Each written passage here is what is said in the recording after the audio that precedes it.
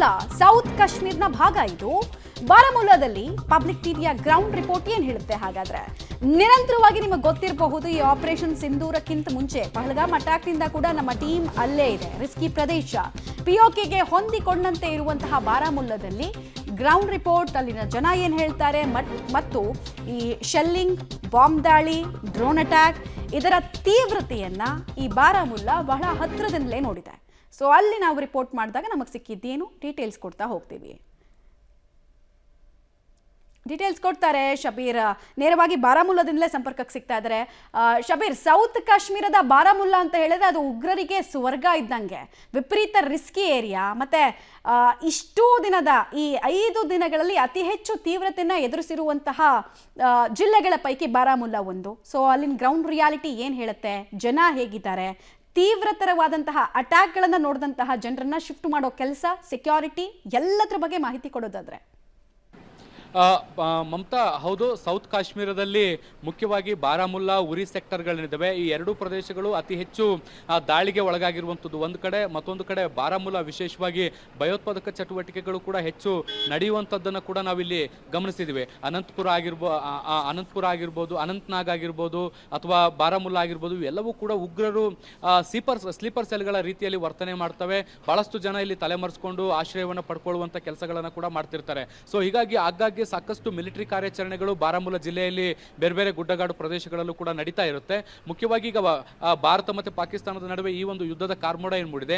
ಈ ಸಂದರ್ಭದಲ್ಲೂ ಕೂಡ ಪಾಕಿಸ್ತಾನ ನಿರಂತರವಾದಂಥ ದಾಳಿ ಏನು ಮಾಡ್ತಾ ಇದೆ, ಆ ದಾಳಿಗೂ ಕೂಡ ಬಾರಾಮುಲ್ಲಾ ಮತ್ತು ಉರಿ ಎರಡೂ ಪ್ರದೇಶಗಳು ಕೂಡ ತುತ್ತಾಗ್ತಾ ಇರುವಂಥದ್ದು. ಹೀಗಾಗಿ ಸಾಕಷ್ಟು ಮುನ್ನೆಚ್ಚರಿಕೆ ಕ್ರಮಗಳನ್ನು ಇಲ್ಲಿ ವಹಿಸಿಕೊಳ್ಳುವಂಥ ಕೆಲಸವನ್ನು ಮಾಡಲಾಗ್ತಾ ಇದೆ. ಸದ್ಯಕ್ಕೆ ನಾನೀಗ ಬಾರಾಮುಲ್ಲಾ ನಗರದಲ್ಲೇ ಇದ್ದೀನಿ. ನೋಡಿ, ಒಂದು ಶಾಲೆಯ ಪರಿಸ್ಥಿತಿ ಹೇಗಿದೆ ಅನ್ನುವಂಥದ್ದನ್ನ ಈಗಾಗಲೇ ಕಳೆದ 4-5 ದಿನಗಳಿಂದ ಯಾವಾಗ ಉದ್ವಿಗ್ನ ಪರಿಸ್ಥಿತಿ ನಿರ್ಮಾಣ ಆಯಿತು, ಅವತ್ತಿನಿಂದಲೂ ಕೂಡ ಶಾಲಾ ಕಾಲೇಜುಗಳಿಗೆ ಇಲ್ಲಿನ ಜಿಲ್ಲಾಡಳಿತ ರಜೆಯನ್ನು ಘೋಷಿಸುವಂಥ ಕೆಲಸವನ್ನು ಕೂಡ ಮಾಡಿದೆ. ಯಾಕೆಂದರೆ ಭದ್ರತೆ, ರಕ್ಷಣೆ, ಮಕ್ಕಳ ಸುರಕ್ಷತೆಯ ದೃಷ್ಟಿಯನ್ನು ಇಟ್ಕೊಂಡು ಎಲ್ಲವನ್ನು ಕೂಡ ಬಂದ್ ಮಾಡುವಂಥ ಕೆಲಸವನ್ನು ಕೂಡ ಮಾಡಲಾಗಿದೆ. ಇದು ಮಾತ್ರ ಅಲ್ಲ, ಕೇವಲ ಶಾಲೆ ಕಾಲೇಜುಗಳು ಅಂತ ಮಾತ್ರ ಅಲ್ಲ, ಸರ್ಕಾರಿ ಕಚೇರಿಗಳು ಕೂಡ ಸಂಪೂರ್ಣವಾಗಿ ಬಂದ್ ಆಗಿದ್ದಾವೆ. ಈ ಭಾಗದಲ್ಲಿ ನೀವು ಪೋಸ್ಟ್ ಆಫೀಸ್ ಏನು ನೋಡ್ತಿದ್ರಿ, ಈ ಪೋಸ್ಟ್ ಆಫೀಸ್ ಕೂಡ ಕಂಟಿನ್ಯೂಸ್ ಆಗಿ ಇಲ್ಲಿ ಬಂದ್ ಆಗಿರುವಂಥದ್ದನ್ನು ಕೂಡ ನಾವು ಗಮನಿಸ್ಬೋದು. ಮುಖ್ಯವಾಗಿ ನೋಡಿ, ಆ ಒಳಗಡೆ ಸೆಕ್ಯೂರಿಟಿ ಕೂಡ ಅರೇಂಜ್ಮೆಂಟ್ಸ್ ಹೇಗಿದೆ ಅನ್ನುವಂಥದ್ದನ್ನು, ಈ ರೀತಿಯಾದಂಥ ಸರ್ಕಾರಿ ಕಚೇರಿಗಳು ಅಥವಾ ಸೂಕ್ಷ್ಮ ಪ್ರದೇಶಗಳೇನಿದ್ದಾವೆ ಅಲ್ಲಿ ಹೆಚ್ಚಿನ ಭದ್ರತೆಯನ್ನು ಕೂಡ ನಿಯೋಜಿಸುವಂಥ ಕೆಲಸಗಳು ಕೂಡ ಆಗ್ತಾ ಇದ್ದಾವೆ. ನೋಡಿ, ಎಲ್ಲ ಭಾಗದಲ್ಲೂ ಕೂಡ ಆರ್ಮಿ ಓಡಾಡುವಂಥದ್ದನ್ನು ಕೂಡ ನಾವು ನಿರಂತರವಾಗಿ ಗಮನಿಸ್ಬೋದು. ಹೈ ಅಲರ್ಟ್ ಅನ್ನು ಘೋಷಣೆ ಮಾಡುವಂಥ ಕೆಲಸಗಳಾಗಿದ್ದಾವೆ. ಎಲ್ಲ ಭಾಗದಲ್ಲೂ ಕೂಡ ನಿರಂತರವಾಗಿ ಪೆಟ್ರೋಲಿಂಗ್ ಆಗುತ್ತೆ. 4-5 ವಾಹನಗಳ ಮೂಲಕ ಎಲ್ಲ ಪ್ರದೇಶಗಳನ್ನು ಸುತ್ತುವರಿಯುವಂಥ ಕೆಲಸಗಳನ್ನು ಕೂಡ ಮಾಡಲಾಗುತ್ತೆ. ಒಂದು ರೀತಿ ಬಹಳಷ್ಟು ಸೂಕ್ಷ್ಮವಾದಂತಹ ಸನ್ನಿವೇಶಗಳು ಇಲ್ಲಿ ನೋಡಲಿಕ್ಕೆ ಸಿಗ್ತಾ ಇರುವಂಥದ್ದು. ಯಾವಾಗ ಬೇಕಾದರೂ ದಾಳಿಗಳಾಗ್ಬೋದು ಅಥವಾ ಏನಾಗುತ್ತೆ ಅನ್ನುವಂಥದ್ದು ಒಂದು ಸ್ಪಷ್ಟತೆಗಳಿಲ್ಲ. ಕೆಲವೊಂದಿಷ್ಟು ಸಂದರ್ಭದಲ್ಲಿ ನಿನ್ನೆ ನಾವು ಬಾರಾಮುಲ್ಲಾ ಉರಿ ಭಾಗದಲ್ಲಿ ರಿಪೋರ್ಟ್ ಮಾಡಬೇಕಾದಂಥ ಸಂದರ್ಭದಲ್ಲಿ ನಮಗೂ ನಿರಂತರವಾಗಿ ಸೈರನ್ ಸದ್ದು ಕೇಳಿಸ್ತಾ ಇತ್ತು.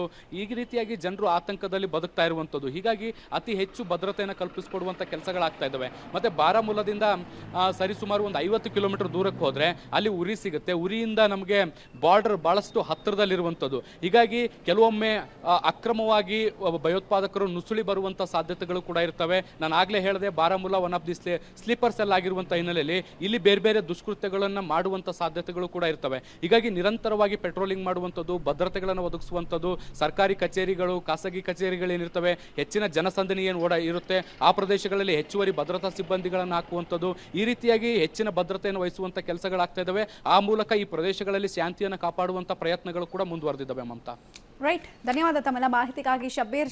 ಸದ್ಯಕ್ಕೆ ಬಾರಾಮುಲ್ಲಾ ಸೆಕ್ಟರ್ನಲ್ಲಿ ಯಾವ ರೀತಿಯಾದಂತಹ ವಾತಾವರಣ ಇದೆ ಅನ್ನೋದನ್ನ ಡಿಸ್ಕ್ರೈಬ್ ಮಾಡೋ ಕೆಲಸ, ಪ್ರತಿ ವೆಹಿಕಲ್ಗಳನ್ನು ಚೆಕ್ ಮಾಡೋ ಕೆಲಸ ಆಗ್ತಾ ಇದೆ. ಅನ್ನೆಸರಿ ಮೂವ್ಮೆಂಟ್ಸನ್ನು ರೆಸ್ಟ್ರಿಕ್ಟ್ ಮಾಡಲಾಗಿದೆ. ಯಾರು ಎಮರ್ಜೆನ್ಸಿ ಪರ್ಪಸ್ ಇಲ್ಲದೆ ಬರಬೇಡಿ ಆಚೆ ಅಂತ ಡಿರೆಕ್ಷನ್ಸ್ ಕೊಡಲಾಗಿದೆ.